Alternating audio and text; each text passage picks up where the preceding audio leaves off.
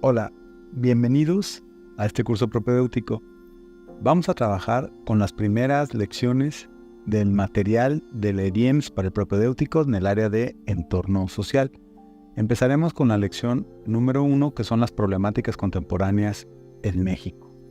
A partir de qué problemática identifican en su entorno, de qué tipos de problemas son, se va a elaborar un cuadro, una tabla 1 con identificación de problemas sociales como la violencia, inseguridad, asaltos, marginación, delincuencia, rezago educativo y analfabetismo, económicos como la pobreza, escasez de bienes y servicios, desigualdad y desempleo, y culturales como machismo, racismo, clasismo, y otro tipo como la contaminación.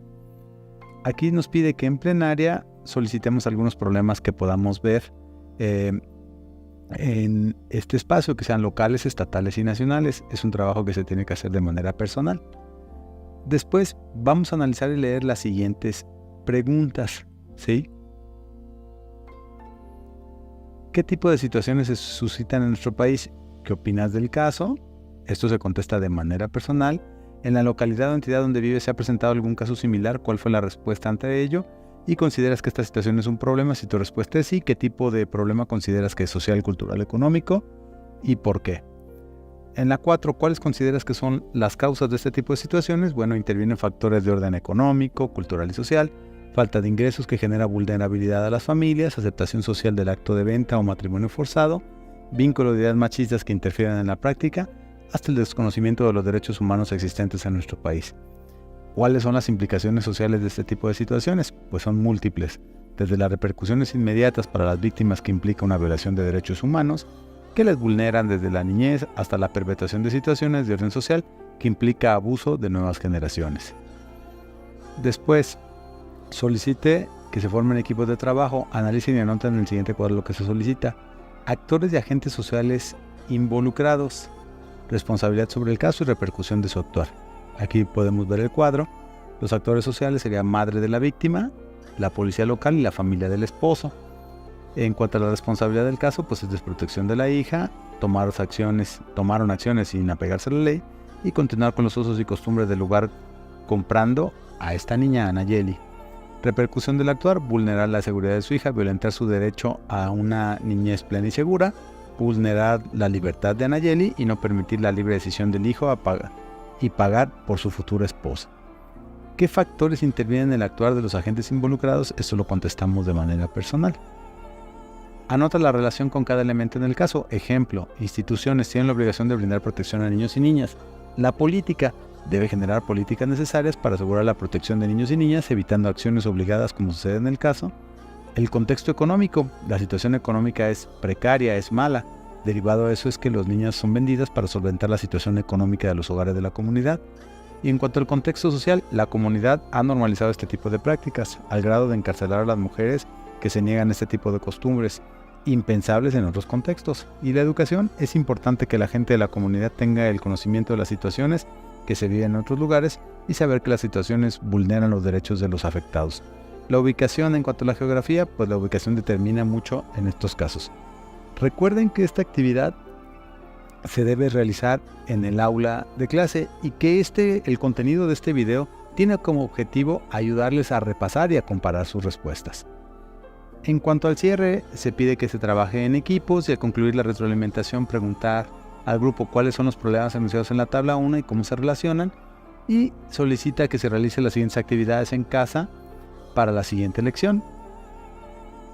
Dice, reparta cada uno de los equipos algunas notas periodísticas en el anexo 1, 2 y 3 de las notas periodísticas. Aquí están los vínculos con los que hay que trabajar.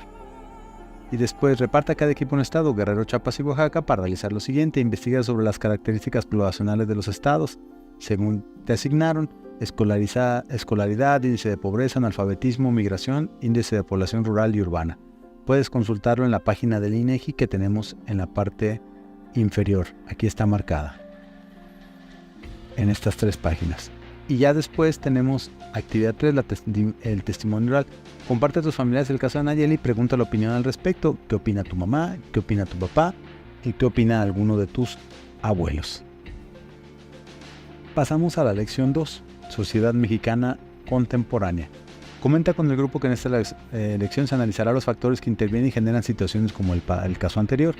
Genera la revisión del trabajo en el cual preguntaron a sus familiares sobre el caso expuesto. Las opiniones son diferentes o comunes en base a lo que te contestaron. ¿A qué consideras que se debe esto? Después, ve la siguiente actividad donde se utilizarán los textos que el estudiantado leyó en casa. Cada equipo expondrá a grandes rasgos la lectura, mientras el resto observa y llena la siguiente tabla. En la lectura 1, ¿cuáles son los agentes sociales? Responsabilidad del caso, repercusión de actuar, factores sociales, factores culturales y factores económicos. Igual en la lectura 2 y en la lectura 3 del trabajo que se dejó de tarea. Muy bien. Llegamos entonces a llenar esta tabla que son los índices, ¿sí? En base a la investigación. Los índices de escolaridad, por ejemplo, en Guerrero es del 8.4, en Oaxaca 8.1 y en Chiapas 7.8. De pobreza en Guerrero 67.4, Oaxaca 67 y Chiapas 78.5. Analfabetismo en Guerrero 12.5, Oaxaca 11.8 y Chiapas 13.7. Migración en Guerrero 19.761, Oaxaca 133.580 y Chiapas 160.125. Y por último, la población rural y urbana, 60 urbana y 40 rural en Guerrero, 49 urbana y 51 rural en Oaxaca y 49 urbana y 51 rural en Chiapas.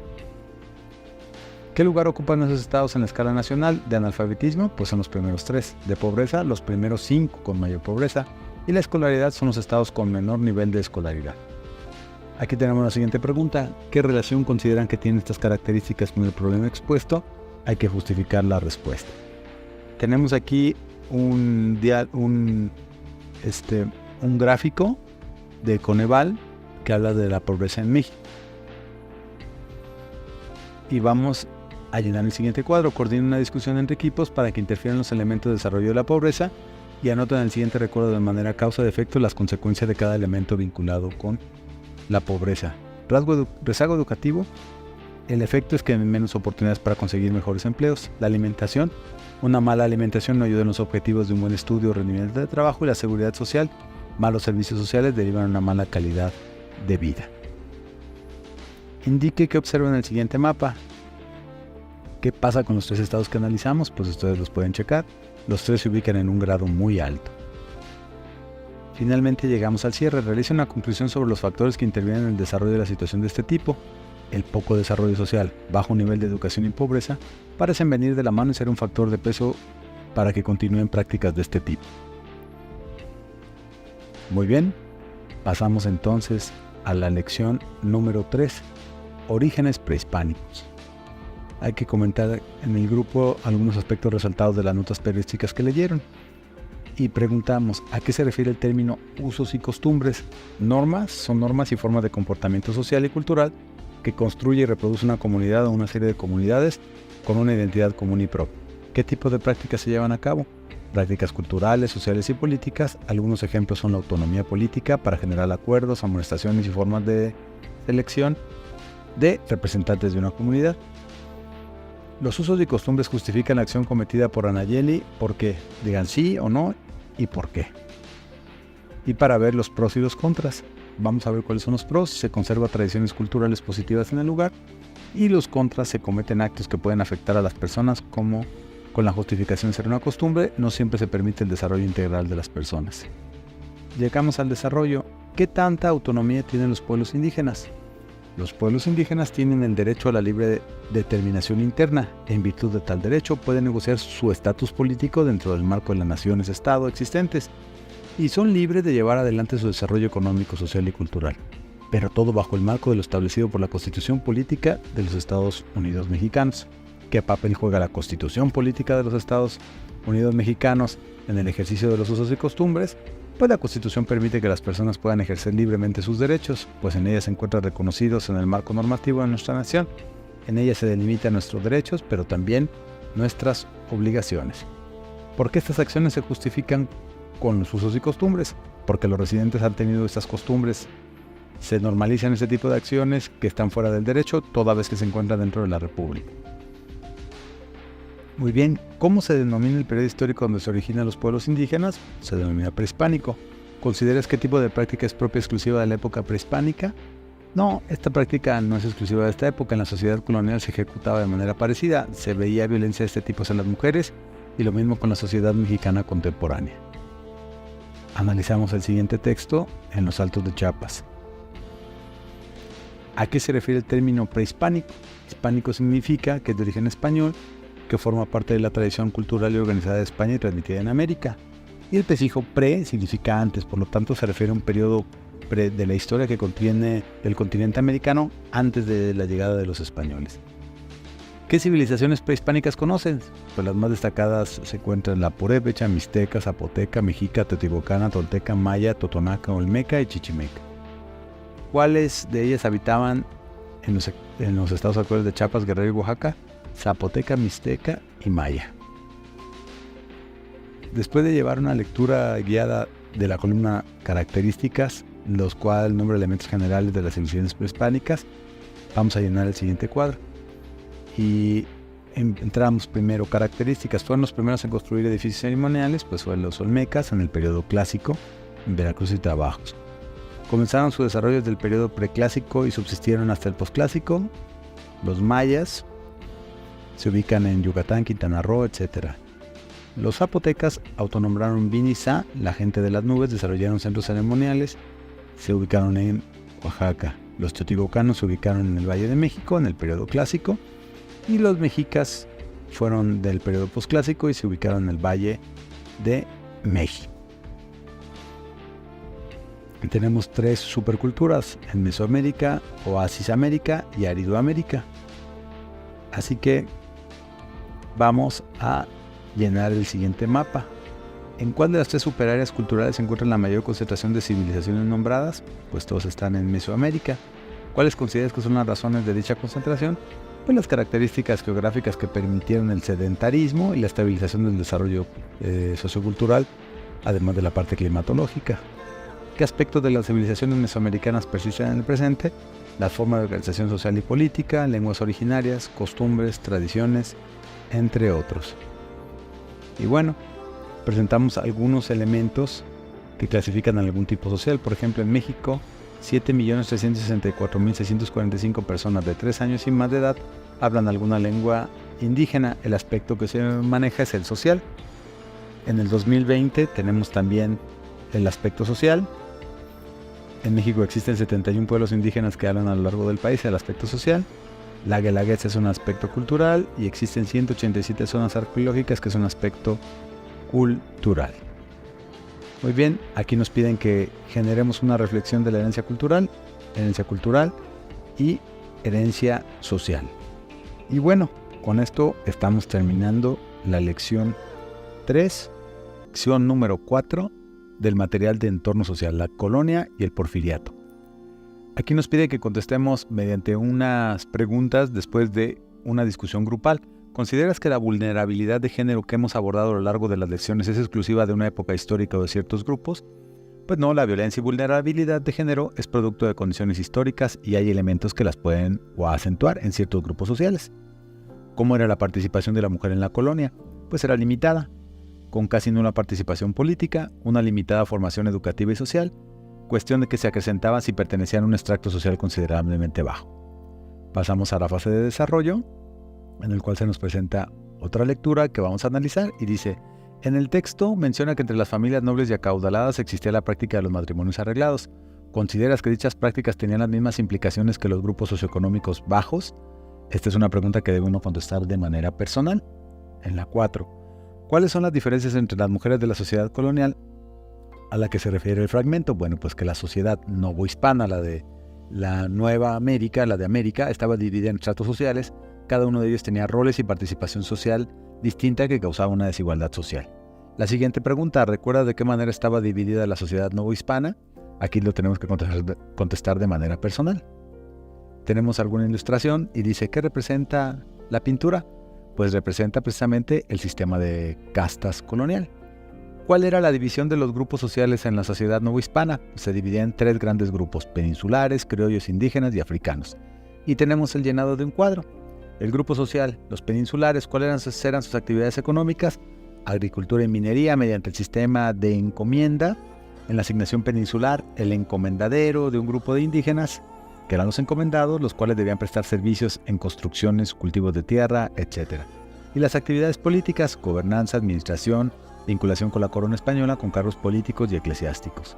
En el caso de los criollos, control de redes comerciales, administración de haciendas, actividades agrícolas y mineras, y la limitación en cargos revelantes en la política y el clero. Y en los indígenas, actividades agrícolas y mineras como peones encomendados y la representación a través de los órganos. Y en cambio los africanos pues solamente tenían actividades agrícolas de minería y servicio, que eran esclavos, y nula participación. ¿Qué relación tiene la diferencia de este tipo de actividades con la desigualdad social? La participación y las limitantes en el acceso a ciertas actividades económicas determinan la capacidad de adquisición, lo que impacta en el nivel de desarrollo humano que una persona puede tener.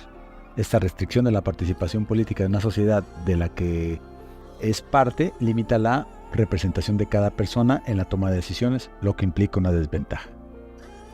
La lectura inicial de esta lección menciona que los valores religiosos repercutían la visión que se tenía sobre las mujeres. ¿Cómo crees que impactaba esto en las mujeres peninsulares, criollas, indígenas y esclavas o africanas? ¿Las impactaba de manera diferente? Aquí nosotros tenemos que justificar nuestra respuesta. Después de revisar las respuestas, pregunte ¿qué vigencia tiene lo expuesto en la lección en nuestra sociedad? Y bueno, aquí podemos contestar de la siguiente manera. Existen problemas sociales como la marginalidad, desigualdad y racismo, que tienen vigencia y se relacionan con lo expuesto en la lección. El rezago de ciertos grupos sociales, como son los pueblos afroamericanos, indígenas e incluso ciertos sectores poblacionales como las mujeres, es el resultado de procesos históricos que van configurando la sociedad y perpetuando el control de las especies en las esferas sociales. Aquí nos pide que hagamos una actividad en casa, elaborar una línea del tiempo, y llegamos a la siguiente lección, la número 5. ¿Cuáles son las formas de gobierno? Tenemos un texto, el cual nos presenta las siguientes actividades. No olviden que es muy importante llevar a cabo las actividades en el aula y en casa. Este espacio tiene como único objetivo repasar lo ya elaborado dentro del aula. Tenemos aquí un cuadro que vamos a llenar. Imperio y monarquía, ¿cuál fue el periodo? 1821, 1824, 1864 y 67. ¿Cuáles eran las características del imperio? Una forma de gobierno en el que el poder político recae en una sola persona. Puede ser de tipo absoluto, constitucional o parlamentario. En nuestro país se vivieron dos periodos en los cuales se implementó dicha forma de gobierno. Personaje relevante, Agustín de Iturbide y Maximiliano de Habsburgo. La República Central, aquí tenemos el periodo y las características: régimen de poder unitario, un solo centro de autoridad, concentrado en el poder las funciones político-administrativas, etc. Personaje relevante, Antonio López de Santana. La República Federal, todos estos periodos, que tiene como fin el acuerdo de unión entre varias entidades territoriales llamadas estados o provincias, que delegan parte de su autonomía a un organismo general, el Estado. ¿Cuáles fueron los personajes principales? Benito Juárez, Comonfort, Sebastián Lerdo de Tejada. Y la dictadura de 1977 a 1911, de 1877, debe haber un error aquí, a 1911, formada por un gobierno autoritario, el cual fue el principal representante, Porfirio Díaz. Dice, adelante tenemos una línea del tiempo. En esta línea del tiempo hay que llenarlo con la información plasmada anteriormente, ¿no? 1, 2, 3, 4, 5. Indique la respuesta a los siguientes cuestionamientos. En algunos periodos se gestó la participación política de alguna mujer de origen indígena. Con Benito Juárez, de origen zapoteco, fue presidente en varias ocasiones. María Carlota Amelia Victoria Clementina Leopoldina fue emperatriz de México durante el imperio de Maximiliano de Habsburgo. ¿Cuáles consideras que es la mejor forma de gobierno? Tú debes de justificar tu respuesta. ¿En cuál de los regímenes consideras que hubo mayor atención de los grupos vulnerables? Justificar tu respuesta. Y después dice, indique, hay que leer lo siguiente. Tenemos aquí la siguiente lectura de la ley de desamortización de fincas rústicas y urbanas, etc. ¿Cómo afectó esta ley a los grupos indígenas? Pues el despojo de sus tierras o compra de las mismas dejó a las poblaciones indígenas sin terrenos de cultivo propio. Los despojó no solo de su tierra, sino de su actividad económica principal, el cultivo. Llegamos al final. ¿Alguno de los elementos abordados en este caso tienen repercusión en la realidad actual? Aquí debes de justificar tu respuesta. Aquí nos piden que hagamos una tarea, hay que asistir en este libro y llegamos a la actividad número 6. Tenemos esta imagen que hay que observar Y después, ¿a qué situación y época histórica se alusiona el mural? Obviamente la liberación del peón. De Diego Rivera Rivera desarrolló una narrativa aterradora sobre el castigo corporal. Un labriego golpeado y abandonado a su muerte, descendido en un poste por soldados revolucionarios comprensivos que atienden este cuerpo quebrado. El peonaje, el sistema de servidumbre de sueldo establecido por los colonizadores españoles para forzar a los indios a trabajar en la tierra, persistió en México hasta el siglo XX. ¿Cuál es el origen histórico del sistema de peonaje en México? El origen de peonaje y de estructura hacendaria se remite hasta la época colonial. Dicha situación se mantiene durante el periodo independiente, pero se potencializa durante el porfiriato gracias a la ley de deslinde y colonización de terrenos baldíos. Tenemos la siguiente lectura de John Kenneth Turner. ¿Qué te hace sentir la situación plasmada en el texto? Aquí tenemos que poner lo que nosotros pensamos al respecto de lo que plantea el texto. ¿Qué sectores de la población eran afectados por la cuestión descrita por Turner? Trabajadores agrícolas y obreros. Según lo expuesto, ¿quiénes eran las principales responsables? Hacendados de autoridades, funcionarios de los estados y la federación. Después llegamos al siguiente documento, así es la Constitución de 1917. ¿Crees que esta Carta Magna consideró los derechos de la diversidad de los grupos étnicos del país? Aquí tienes que plasmar lo que hayas visto en la lectura. Obviamente sabemos que sí. ¿Crees que se consideró los derechos de las mujeres? Justifica tu respuesta. Llegamos a la fase de cierre. ¿A qué se deben dichas modificaciones? La Constitución de 1917, en un marco normativo, ha sufrido ciertas modificaciones. ¿Por qué crees que se modificó y dichos cambios han sido necesarios? Justifica tu respuesta. ¿Y qué sucede en México con los derechos de las personas vulnerables? Aquí nos pide que nos preparemos para la Ley Revolucionaria de las Mujeres del EZLN. La podemos consultar en el siguiente vínculo.